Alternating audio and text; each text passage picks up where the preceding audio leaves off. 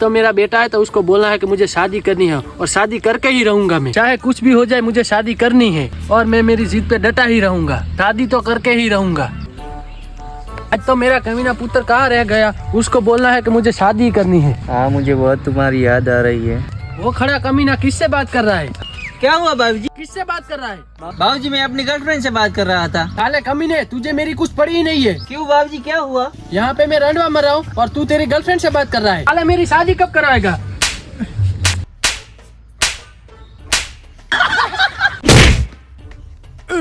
पर बाबूजी आप मुझे मार क्यों रहे हैं? आपकी दिक्कत क्या है? मुझे शादी करनी है, तू मेरी शादी नहीं करवाएगा? बाबूजी इस उम्र में आपकी शादी कैसे हो सकती है? हो सकती है ना, मैंने दुल्हन ढूंढ रखी है।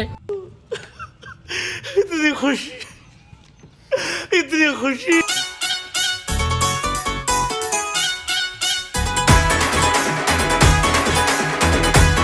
One hour later. उठ बे नल्ले।